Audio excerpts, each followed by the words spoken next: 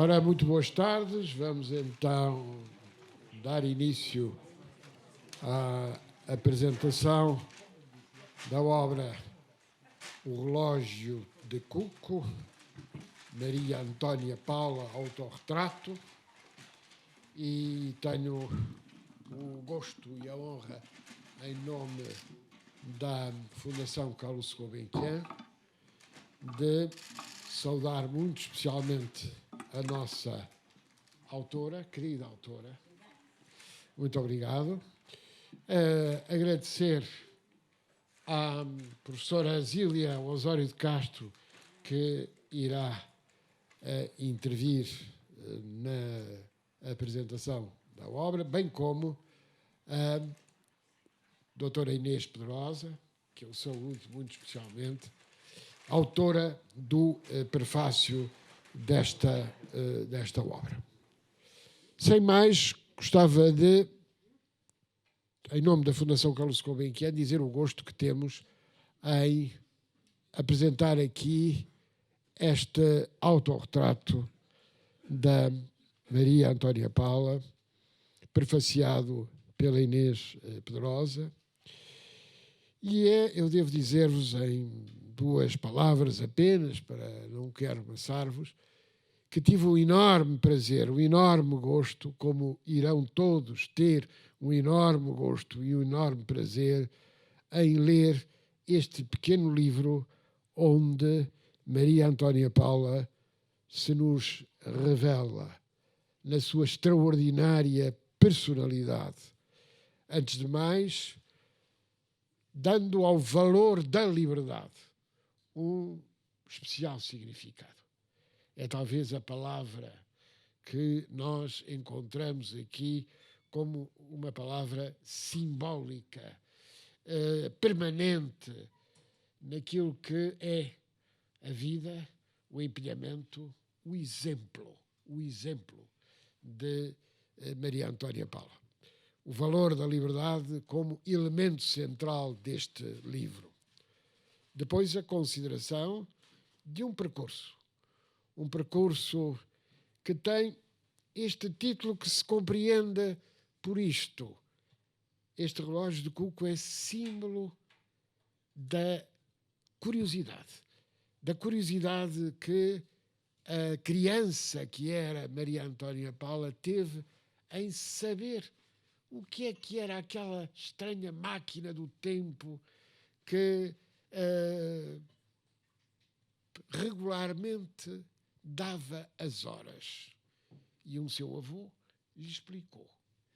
E, ao ter explicado, Maria Antônia compreendeu a importância de aprender. E essa curiosidade permanente ao longo da vida para aprender. O prazer de saber ler depois, não é? É algo que está muito presente. E depois, uma permanente atenção relativamente a um percurso onde a democracia surge como um sistema de valores, não como um sistema formal, mas como um sistema de valores. E um sistema que simultaneamente se baseia na ideia do respeito humano, da diversidade, do pluralismo, da troca de ideias, de uma ética cordial. Isto está muito claro ao longo da vida que aqui está documentada nesta obra. E a coragem. A coragem na defesa da autonomia individual, da defesa da capacidade de comunicar aos outros, a necessidade de serem autónomos, a necessidade de serem livres. O exemplo, a experiência, a atenção, o cuidado e a compreensão de que a utopia é um horizonte de exigência. Como sermos melhores. Mas ser melhores passa por assumir a personalidade de cada um. E isso está muito claro em todo este percurso. Devo dizer-vos, por isso, que este livro me deu um enorme prazer na leitura, porque reencontrei uma amiga que, naturalmente, eu reconheço na Maria Antónia, e é uma pequena história do Portugal contemporâneo, mas uma história do Portugal contemporâneo personalizada, considerada a partir daquilo que é uma experiência com todas as dificuldades, para resistir a todas as resistências. E esta resistência permanente, revolução, meu amor. Tivemos a oportunidade, a Inês, aqui mesmo, na Fundação Carlos Gulbenkian, de voltar a ler e apresentar essa obra. E os exemplos que nós encontramos aqui são exemplos extraordinários. Por isso, eu não vou aqui revelar nada, apenas dizer que nos professores, nos amigos, em todos quantos aqui aparecem, eu não posso esquecer que o António, o seu filho, foi meu aluno, não é? E, portanto, e obviamente que era a mãe de um aluno meu, naturalmente, que encontrávamos nas nossas na ação de defesa concreta da liberdade. Portanto, Maria Antónia,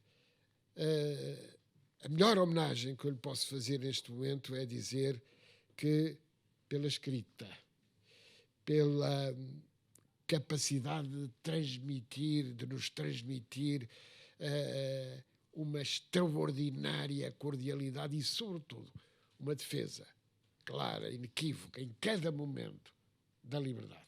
Não como abstração, mas algo que temos que transmitir aos outros. E é por isso que a Maria Antónia é um exemplo. E é um exemplo que nós não podemos esquecer. E, simultaneamente, é alguém que nos transmitiu, pela sua escrita, pela sua experiência, pelo cuidado permanente dos outros, pela atenção permanente dos outros, a defesa da liberdade de imprensa, que é fundamental. Não há democracia sem a capacidade de usar da liberdade, de escrever, de pensar, de debater. E é por isso que não posso deixar neste momento, passando a palavra para a professora Zília Osório de Castro, agradecer muito e dizer, Maria Antónia, muito obrigado. Obrigado por tudo.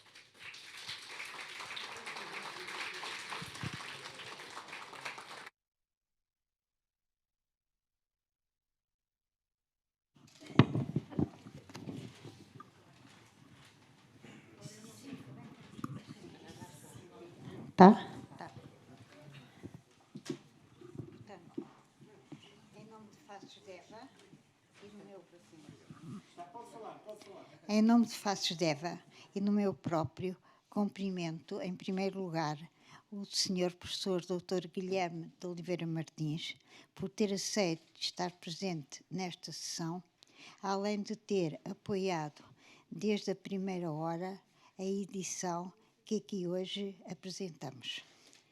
Também não quero deixar de apresentar à Sra. Doutora Maria Antónia Paula os nossos agradecimentos por ter acedido de tão boa vontade e simpatia a redigir as memórias de uma vida que tem sido vivida. Com um ânimo e entusiasmo que sempre se vão projetando sem cessar em novas auroras. Neste dia, também me dirijo à Sra. Doutora Inês Pedrosa para lhe afirmar quanto estamos gratos pelas palavras com que enriqueceu esta obra ao redigir o respectivo prefácio. Contar aqui com a presença da senhora professora doutora Isabel Henriques de Jesus, atual diretora de FACESDEVA, significa que toda a equipa se congratula com esta prova de uma vitalidade traduzida em inúmeras iniciativas que visam tornar presentes mulheres que, tal como a doutora Antónia Paula, dignificam a dignificam, dignificando a sociedade, ou melhor, as sociedades marcadas por ações diversificadas, mas nem por isso menos assinaláveis. É, pois, com muito gosto e alegria que FACESDEVA, Estudos sobre a Mulher e equipe de investigação ligada ao Centro Interdisciplinar de Ciências Sociais da Universidade Nova de Lisboa, apresenta hoje o número 2 da coleção de autorretratos, por si mesmo intitulado Relógio de Cuco.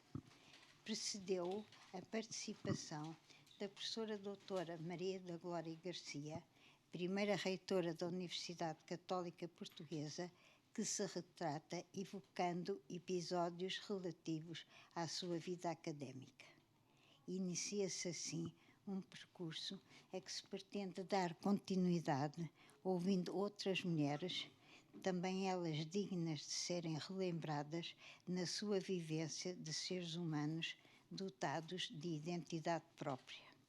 Por isso, sem dúvidas diferentes, mas em que a igualdade intrínseca de cada uma se compagia com os seus percursos de vidas. Assim acontece, aliás, com as duas mulheres até aqui retratadas. Referindo-me agora singularmente a Maria Antónia Paula, a sua história de vida, tal como aqui... peço desculpa. E agora, já assim? Eu às vezes ponho para baixo. Referindo-nos agora singularmente a Maria Antónia Paula, a sua história de vida, tal como aqui a relata, é de veras apaixonante. Lê-se de um fogo, acompanhando os episódios relevantes de uma vida, da sua vida, contadas com simplicidade, desenvolvidas, desvendando uma personalidade digna do maior respeito pelo modo como encerra as várias etapas de uma vida, tanto familiar como social, profissional e como política.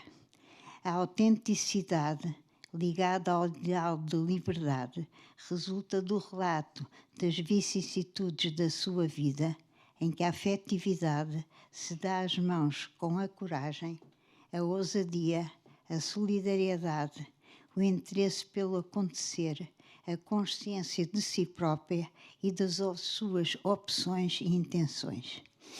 Nunca cede ao que é essencial, sem fundamentalismos, mantém, mas com o sentido do querer e do que a vida torna vale a pena e do que na vida vale a pena lutar.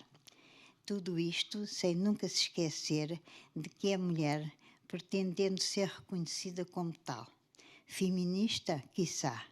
Podemos perguntar-lhe, mas talvez respondesse que partilhava um feminismo defendido como um humanismo, assente no sentido de colaboração entre mulheres e homens em ações comuns aos seres humanos, entendidos na sua singularidade, em contínua mutação, mas também em contínua consciencialização. Maria Antónia Paula viveu a Primeira República, o salazarismo, o 25 de Abril, o tempo presente, conheceu culturas diferentes, contatou com personalidades diversas, mas nunca abdicou de ser si própria. Obrigada, Maria Antónia.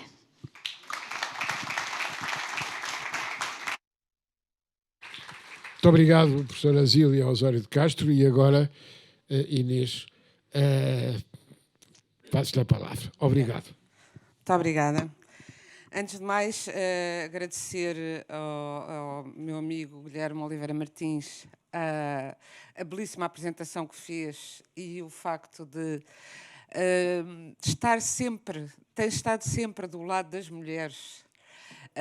E estava a lembrar-me de estas coisas estão sempre todas ligadas. Na história da Maria Antónia, de que eu já vou falar mais um bocadinho, embora já tenha dito o essencial do próprio livro, é uma história de como se alcançou a liberdade e de como, mesmo na ditadura, era possível ser-se livre. Essa é uma grande lição da Maria Antónia. E a Gulbenkian foi esse espaço de liberdade, um oásis durante esse tempo da ditadura.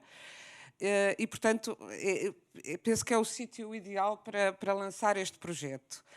E estava a lembrar-me de que a Maria Antónia Pala, como uma outra grande amiga minha aqui presente e uma grande mulher da política portuguesa, que ainda não teve, no meu entender, o devido reconhecimento, Ana Sara Brito, que esteve anos e anos na Câmara de Lisboa, em diversos lugares, e de muita importância para os nossos destinos de lisboetas e de cidadãos, e com grande competência.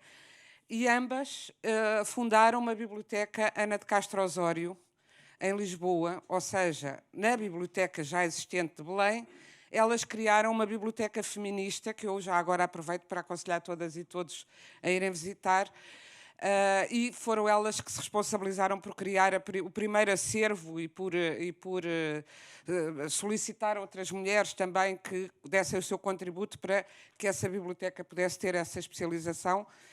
E Ana de Castro Osório, eu, enquanto editora, Sibila, eu e o Gilson Lopes, que ali está, publicámos Ana de Castro Osório, que estava desaparecida da edição, e cujo livro foi apresentado pelo Guilherme de Oliveira Martins, queridíssimo professor, pelos vistos professor que deu realmente novos mundos ao mundo. Eu não sabia que tinha sido também professor do primeiro-ministro. E uma provocaçãozinha, mas os jornalistas de política terão muito a aprender também com este livro, que não é sobre a mãe do primeiro-ministro, é sobre a mulher Maria Antónia Pala, mas vendo quem ela é e como ela educou o filho, que é uma parte importante do livro, talvez se perceba como é que ele chegou ao lugar que chegou e com a capacidade de negociação que pelo menos até anteontem tinha. Esperemos que volte a ter. Pronto, portanto, e além disso, foi nesta casa também que realizámos há uns anos um festival inédito de mulheres nas artes. E a casa é essa que teve recentemente uma exposição fantástica da arte produzida por mulheres. E este é um caminho que ainda não está feito e tem de ser feito, como estava a dizer também a professora Zília, com lado a lado, homens e mulheres.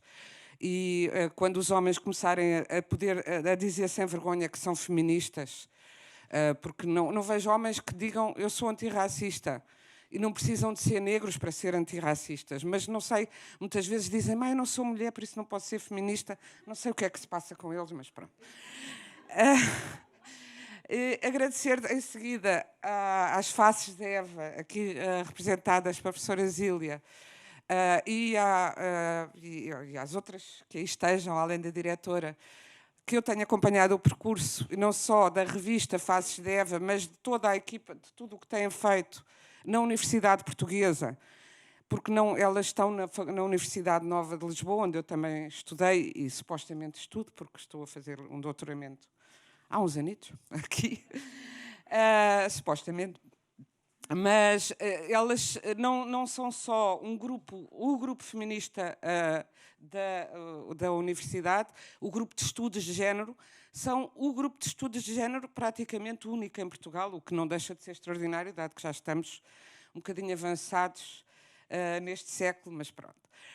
Mas o trabalho delas tem sido notável e esta coleção de biografias, e agora vou então entrar no tema do livro, é uma ideia fantástica porque nos permite recuperar a história do cotidiano e a história das mulheres que muitas vezes foram se não completamente abafadas, pelo menos silenciadas nos seus percursos, no detalhe, no pormenor mais cotidiano, humano dos seus percursos, e por isso refazer uma história que foi contada sempre do ponto de vista dos vencedores, dos dominantes e, portanto, dos homens. E agradecer a presença de todas e todos, e além de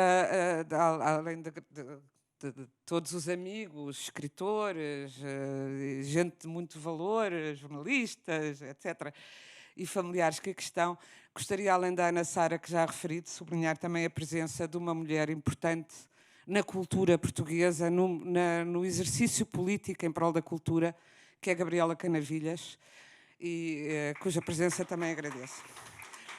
Nelas sintam-se todas mencionadas, porque estou só a mencionar as mulheres que aparecem na política, porque infelizmente ainda não são muitas e é difícil que venham a ser mais quando as que lá estão sofrem o dobro do assédio moral, do bullying que sofrem os homens e, portanto, são realmente umas valentes. E uma coisa importantíssima no livro da Maria Antónia, como o professor Dr. Guilherme já tinha começado por dizer, e muito bem, a história do relógio de Cuco e de como, através do relógio de Cuco, Maria Antónia, e por isso fez dela o título do livro, é o símbolo da aprendizagem, também é o símbolo do tempo, penso eu, e da alegria que é ver o tempo passar. Quer dizer, o relógio de Cuco, o Cuco sai, emite um som, cada hora tem o seu som. Muitas horas na vida da Maria Antónia tiveram música e muitas outras tiveram um som brutal das lágrimas, ou das lágrimas visíveis ou invisíveis, porque a Maria Antónia teve na sua vida grandes alegrias e grandes desgostos, entre os quais o maior desgosto que eu penso que pode acontecer a uma pessoa, que é de perder um filho, uma criança. E de sobreviver a isso, como é que se sobrevive a isso? E eu queria lembrar e teve outros, e teve momentos muito difíceis, politicamente e na sua vida pessoal, porque foi casada com um homem que o primeiro casamento, e tinha 20 anos quando se casou, uma menina. O marido foi preso, estava em Caxias, aliás, creio que se casou tão cedo, precisamente para o poder ver na iminência dele ser preso, porque era uma coisa que se antevia, porque se não fosse casada com ele não poderia ter direito sequer a visitas, não é? E era uma jovem que, não sendo comunista, como era o seu primeiro marido, mas se disponibilizava, como ela diz, para ser carne para canhão, de andar a distribuir panfletos dos comunistas, porque achava que eles tinham de ter direito à sua expressão, embora ela não concordasse. Portanto, ela distribuía panfletos com os quais não concordava, arriscando a sua liberdade com isso, e tendo consciência já nessa tenra idade de que assim era. E diz ela às tantas qualquer coisa como sobre o medo. Olha, exatamente aqui. Já então pensava que ter medo é próprio do ser humano. O que nos distingue de outras espécies é a vontade de ultrapassar. E depois explica o que é que se passava com os panfletos. E realmente é isso, é essa capacidade de ultrapassar, de o enfrentar e de não nos deixarmos deglutir e completamente desfazer pelo medo. E de não deixarmos de sermos quem somos por causa do medo. E esse é o grande exemplo da vida da Maria Antónia Pala. Eu, no prefácio, que portanto não queria alongar muito, porque já e agradeço a oportunidade, eu é que agradeço às Faces de Eva a oportunidade de ter feito este prefácio, porque para mim é sempre uma alegria pensar sobre a Maria Antónia Pala, e foi uma alegria ler este livro, que, como o Guilherme também já disse, é delicioso de se ler, é muito, e é um retrato, de facto, do país e não só da pessoa. A Maria Antónia é muito jornalista, e eu ia dizer, não, eu vinha a pensar, dizer, foi por causa de ser jornalista que aprendeu a ser descentrada, mas eu pensando bem, até porque a Maria Antónia não é uma jornalista, entrou no jornalismo já na maturidade, entrou com 30 anos, à volta dos 30, 30 e poucos anos para o jornalismo, não entrou menininha.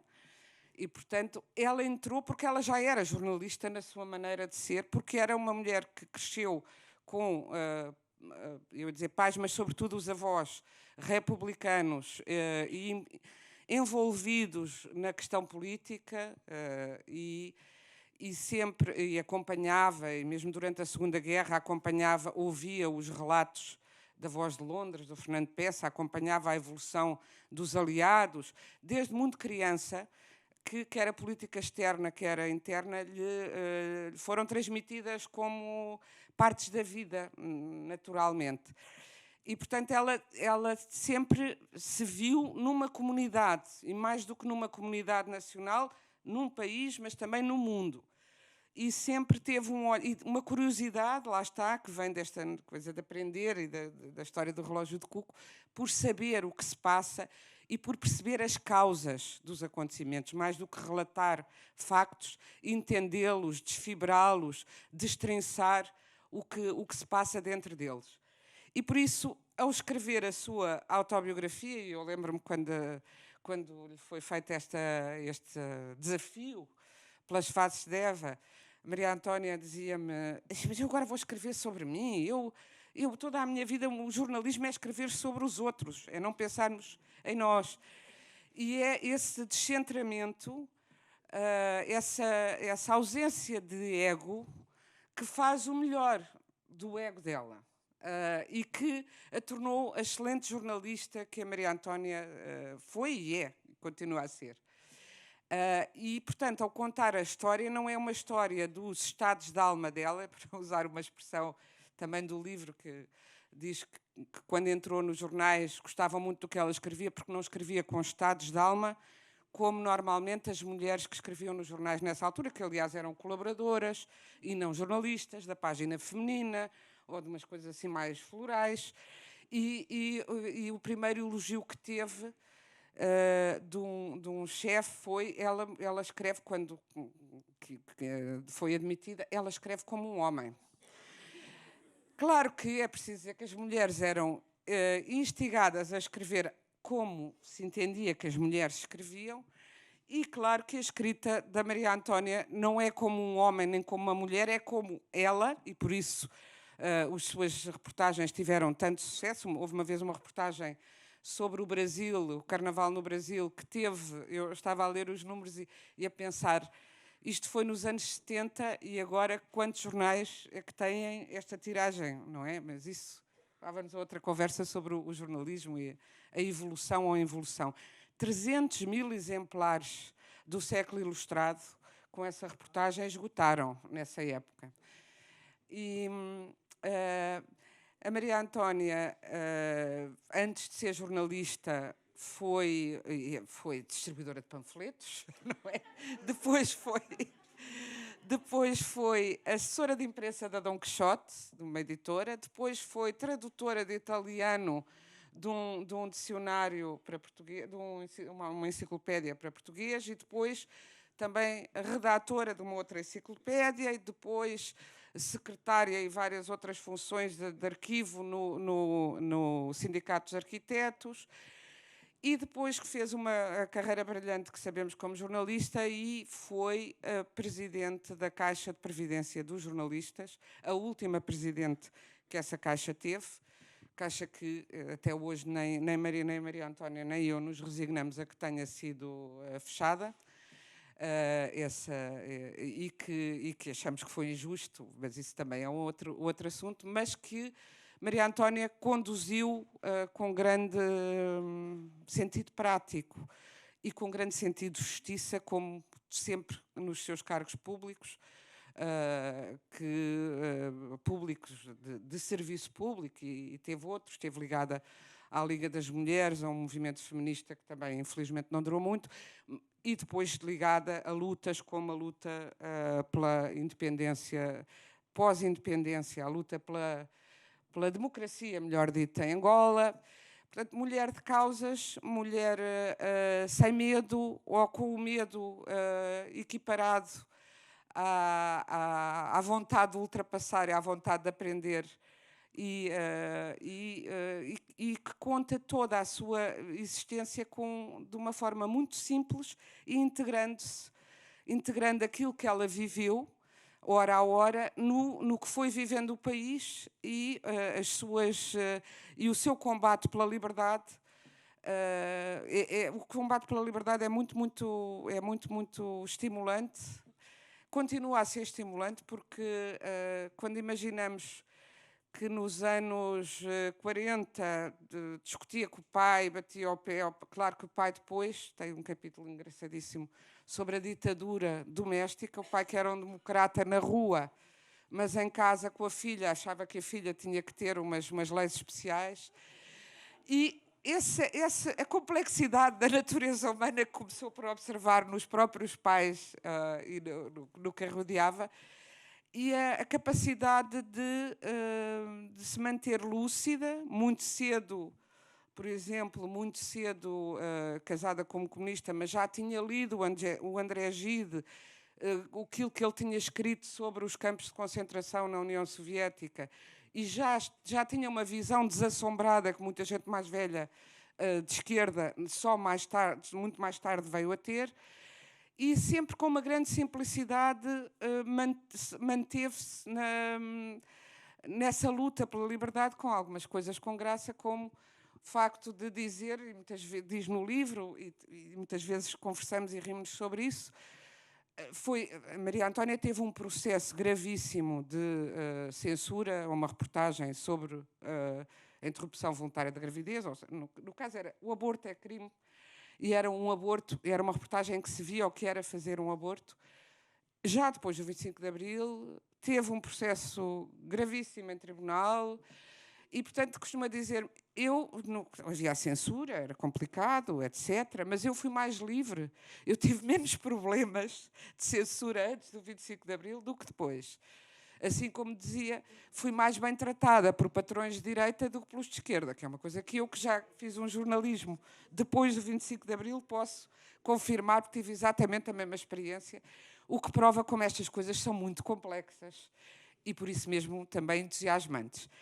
Só dizer que a Maria Antónia Paula deu-nos a honra de publicar, trouxe aqui para verem, que é uma antologia de reportagens da Maria Antónia, que foi através deste livro, não desta edição, mas deste livro que eu a conheci, quando entrei para o curso de Ciências da Comunicação aqui na Nova.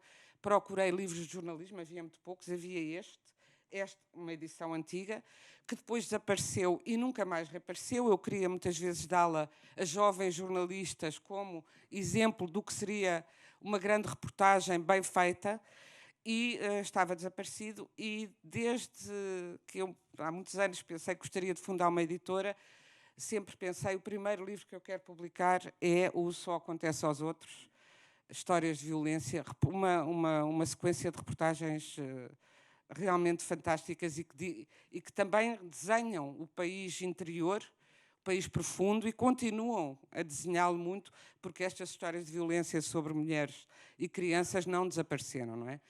E depois disso ainda publicámos, então, como também já foi dito, professor Guilherme, o Maio de 68, o livro sobre o Maio de 68, Revolução, Meu Amor, que valeu à Maria Antónia ser despedida do jornal onde trabalhava na altura, do Diário Popular. O que ela considera, é muito engraçado como ela conta, quer dizer, foi um contratempo, mas depois, a partir daí, ela descobriu o Século Ilustrado, que era muito melhor, e, portanto, ela nunca se deixa ficar, quando acontece alguma coisa de mal, é o sinal de que temos de mudar de caminho, e assim fez a Maria Antónia. E o livro, na altura, não conseguiu publicar as reportagens no jornal, não só porque o jornal a despediu, mas mesmo nos outros jornais o que saía era nada.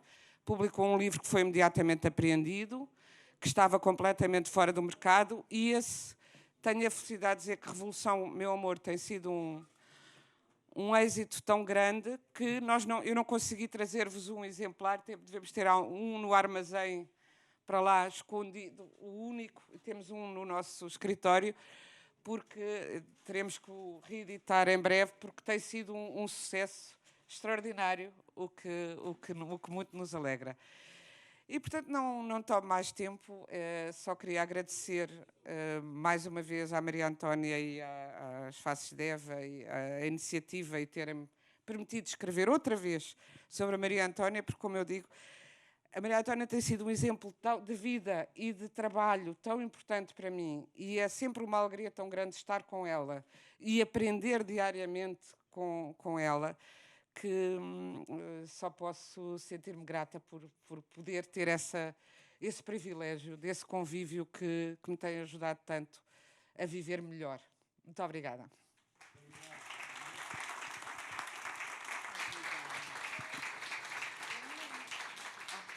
Não, Maria Antónia, depois vai preferir ler sentada ou ler ali no púlpito? O que é que prefere? Diga. Eu acho que pode ser aqui. Pode ser aqui, ótimo. Então eu saúdo o meu antigo aluno António, que chegou. Obrigado. Eu já citei aqui como meu antigo aluno. E, portanto, a Maria Antónia, a Inês, revelou já muitas coisas que aqui estão e que são um incentivo à vossa leitura. E, Maria Antónia, a palavra é sua. Depois de tudo quanto eu vi... tem razão. Não, deixa estar. Eu faço as duas. Depois de tudo o que as pessoas que estão aqui a acompanhar-me deste lado disseram sobre mim, eu nem ouso, nem tenho assim muita coragem para dizer o que quer que seja. De qualquer forma, enfim, cumprindo assim uma formalidade, eu dirijo-me, em primeiro lugar, ao Sr. Dr. Guilherme Oliveira Martins. Eu depois explicarei melhor o que penso da sua intervenção. Doutora Zília Osório de Castro, eu tenho que me dirigir também à doutora Helena Pereira de Melo, porque ela realmente foi uma colaboradora muito assídua e ternorosa deste passo de escrever um livro. E à minha amiga Helena Inês Pedrosa, eu não posso enganar, à minha amiga Inês Pedrosa, que realmente eu não tenho palavras para dizer o que ela pensa de mim. E minhas amigas e meus amigos, estou muito grata por vos ter aqui, porque isto é sempre um momento doloroso. Não se sabe o que vai encontrar, não é? Ora, muito boa tarde. Eu não vos vou amassar muito. Quando a doutora Ana Mota me telefonou, em nome da direção das Faces de Eva, a convidar para participar na coleção de autorretratos que estavam a lançar, hesitei em aceitar o convite. A Inês já falou das minhas dúvidas e realmente, enfim, ponderei, pensei. Acabei por aceitar, pela admiração que tenho pela professora Zília Osório de Castro e pelo trabalho desenvolvido pelas Faces de Eva ao longo já de muitos anos. E que é um caso raro pela continuidade de um projeto feminista. São muito bons, mas normalmente não duram muito. Este é um deles e espero que continue. Uma amiga que muito admirei e que aproveito para recordar aqui, porque já não está entre nós, a historiadora Ana Vicente, foi quem me chamou a atenção para a importância que os diários, cartas e outros testemunhos pessoais podem ter para os historiadores de história contemporânea. Foi recordando o seu ensinamento que me dispus a escrever este testemunho de vida, pomposamente intitulado de autorretrato. O que posso dizer de mim própria, se é que é verdade aquilo que vocês disseram? Não vos vou avançar muito.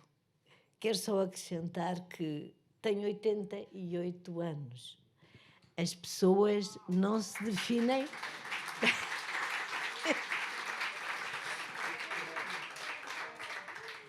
A mulher que sou hoje é bem diferente da criança e adolescente que fui. Até mesmo da mulher adulta em que me tornei. Fui aprendendo. E aprendi, sobretudo, muito, observando as pessoas, que é realmente aquilo que, no fundo, verdadeiramente me interessa. São as pessoas. Eu digo que... Estou a desviar-me daqui, mas eu digo no livro uma coisa que sempre me consumiu um bocado. É que, antes do 25 de Abril, Portugal era um país dividido. Havia nós e eles. E eu lembro-me que até o 25 de Abril eu não conhecia ninguém de direita. Embora não fosse particularmente feliz com algumas pessoas de esquerda, que também não me entusiasmavam muito.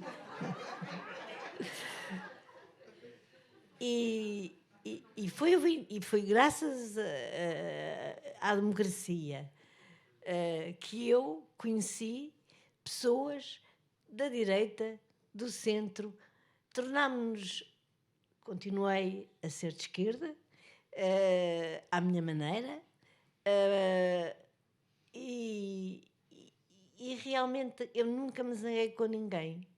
Eu nunca... quando as coisas não vão muito bem, eu dou uma volta. Estamos uns tempos assim e tal, um pouco silenciadas e tal, mas eu realmente gosto das pessoas. Como eu ia dizer, eu gosto sobretudo de trabalhar com pessoas diferentes. Isso é muito importante para mim. Eu acho uma grande maçada, e daí a minha dificuldade em, não escondendo a minha opção política, que toda a gente conhece, que é pelo Partido Socialista, tem sido, é a minha família.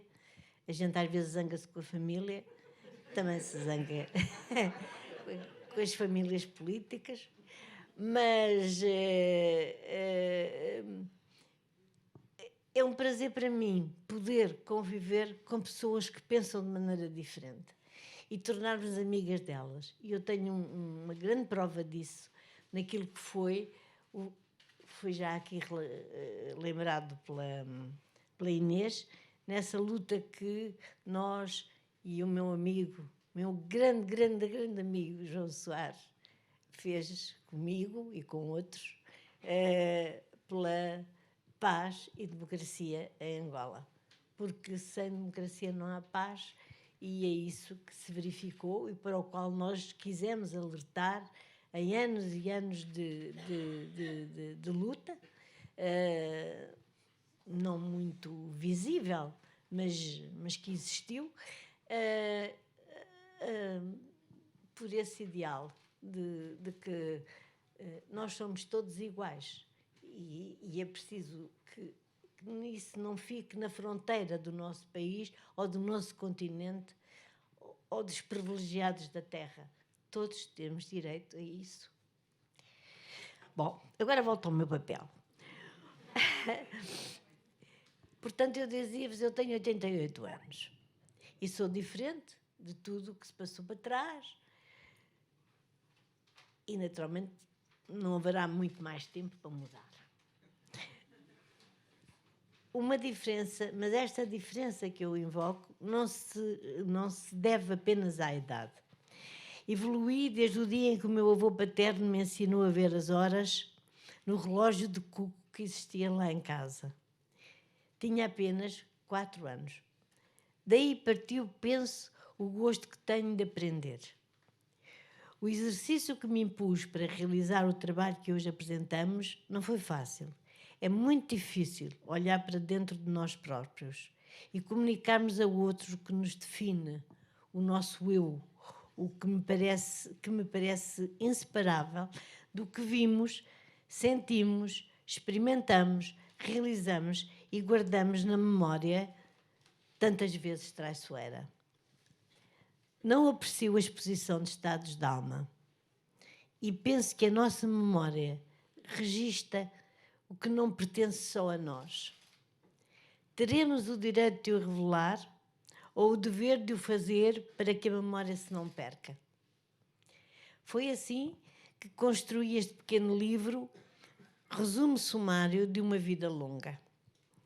O tempo e o espaço de que dispus não permitiu alongar-me. Limitei-me a situar-me a mim própria em relação ao ambiente e às circunstâncias que fui observando e quis compreender para poder agir. Refiro à minha infância, no cotidiano de uma família laica e republicana, pouco tratada na nossa literatura. A minha adolescência no Liceu Francês, depois na Faculdade de Letras, tão diferente do que aí se vive hoje. Falo de como era difícil para uma mulher ser jornalista, a única profissão que eu tive, da minha experiência como defensora da liberdade de imprensa, dos direitos das mulheres e dos direitos dos povos, à liberdade, à paz e à democracia.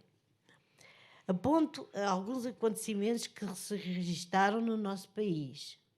Lembro, por exemplo, a candidatura do General Delgado e muitos outros acontecimentos, talvez, a não ser o 25 de Abril, nenhum tão importante como esse. Acontecimentos, muitos deles esquecidos ou mesmo desconhecidos das novas gerações.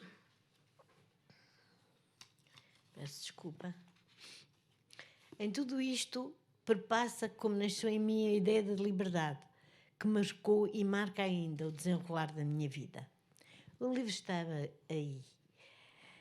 E sobre ele, já todos falaram e acho que já disseram bastante.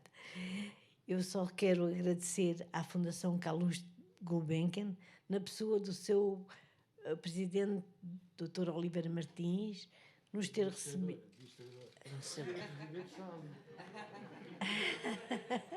Ai, desculpe.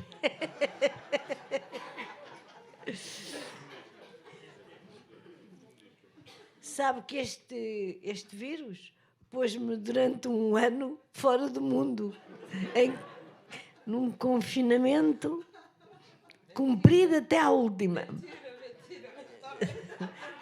Sim, a gente tem sempre que quebrar qualquer coisa, em qualquer coisa que aceita fazer. É o que me está a acontecer com este texto. Portanto, eu agradeço ao Sr. Dr. Oliveira Martins ter-nos recebido nesta casa que eu considero, como já foi evocado pela Inês, um templo de cultura. Foi durante muitos anos o nosso verdadeiro Ministério da Cultura.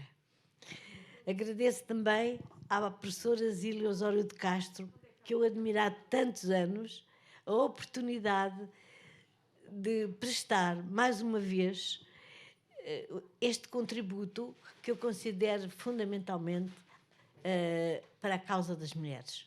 Essa é a minha grande causa. O meu agradecimento é extensivo à professora Helena Pereira de Melo pelo acompanhamento que fez deste trabalho e da solidariedade que me manifestou. Creio que daqui nascerá, invocando um belo filme que todos vimos, uma bela amizade. Não posso esquecer a doutora Ana Rosa Mota pela afabilidade e colaboração amistosa que me prestou. Agradeço ainda à Inês Pedrosa, escritora e editora, que restituiu ao público 2 livros meus, proibidos e esquecidos, amiga querida que me incita a escrever. Obrigada pelo prefácio e pela apresentação que uma vez mais aceitaste fazer deste pequeno livro. Finalmente, um agradecimento muito especial a Alfredo Cunha, a quem me ligam traços de camaradagem de eterna amizade. Viu nascer e crescer como um grande fotógrafo que é hoje, conservando a modéstia e a grandeza de uma personalidade rara. A ele se deve a fotografia da capa deste livro, que ele cedeu graciosamente e com muito empenho às faces de Eva. Para terminar, gostaria de vos dizer só que eu sou uma pessoa que gosta de contar histórias. Não me considero, por isso, uma escritora. Sou uma jornalista. A literatura, para mim, é outra coisa. Eu fui e sou ainda uma repórter da vida, incluindo da minha. Agradeço a todos que quiseram estar comigo nesta tarde e espero não vos ter maçado muito. E encontrei neste pequeno registro alguns registros do nosso passado comum que não deve ser esquecido. Muito obrigado. Quero só agradecer aqui, personalizando na pessoa do Manuel Vilaverde Cabral, as pessoas que me têm ajudado, apresentando os meus livros e ajudando-me em pesquisas, como fizemos para a Revolução Meu Amor. De facto, todas estas coisas fazem parte também do nosso universo pessoal e que nos distingue, vai nos distinguindo nas nossas preferências e, ao mesmo tempo, na nossa vontade de unir todos. Porque realmente isso eu acho que é o principal, é de estar de bem, de estar sem esquecer as nossas próprias razões, sem calar as nossas próprias razões e aquilo que nós pensamos e as nossas opiniões, mas tentando sempre realmente unir, sem discriminações. E isso eu acho que é mais fácil para as mulheres do que para os homens. É por isso que eu reclamo o poder para as mulheres.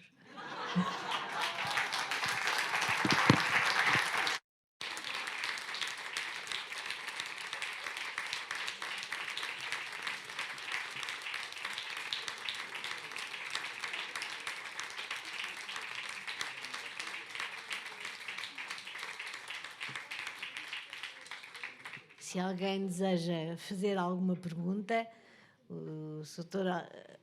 Oliveira Martins diz-me que ainda é possível, dentro dos horários possíveis. Se não...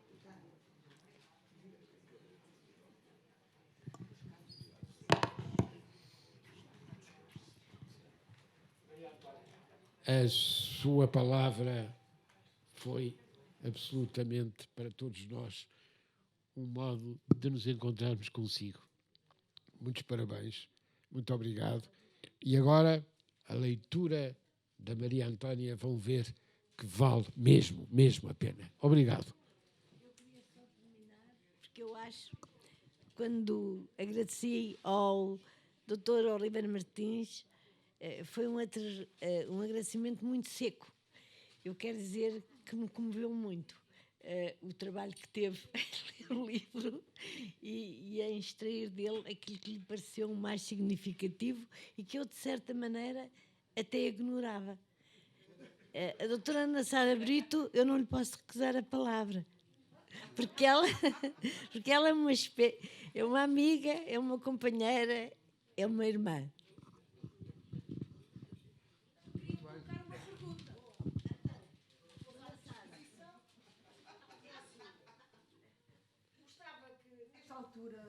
Da vida me dissesses o que é que tu fazes para ter esta jovialidade, porque eu também a quero ter. Qual é o segredo? Ana Sara, Sara, essa é uma pergunta indiscreta. Aos 80 já se permite tudo. Foge do confinamento, vai almoçar à beira-mar nos dias de confinamento, é uma coisa que faz muito bem. Eu não posso comparar a ti. Nós somos as maiores amigas do mundo, mas não somos iguais. E felizmente eu não tenho tido, digamos, os problemas de saúde que tu tens tido até este momento. Tenho outros. Não são assim muito agradáveis, mas eu acho que devemos lutar contra ser uma senhora doente. E, portanto, enquanto eu por cá andar e puder sair, tenho o maior respeito e a maior solidariedade para todos que não o podem fazer. Eu, felizmente, até esta altura, tenho conseguido, mas é preciso lutar, e eu sei que tu lutas, tu és uma lutadora nata, e, portanto, eu não tenho segredos para ti, e espero que em breve a gente vá comer um bom almoço onde tu escolheres. Olha, é assim a vida, mas como disse um Unamuno, não é? Perante a violência do fascismo, ele disse uma coisa muito certa: viva la vida. Isso também é o nosso lema. Viva la vida. Obrigada.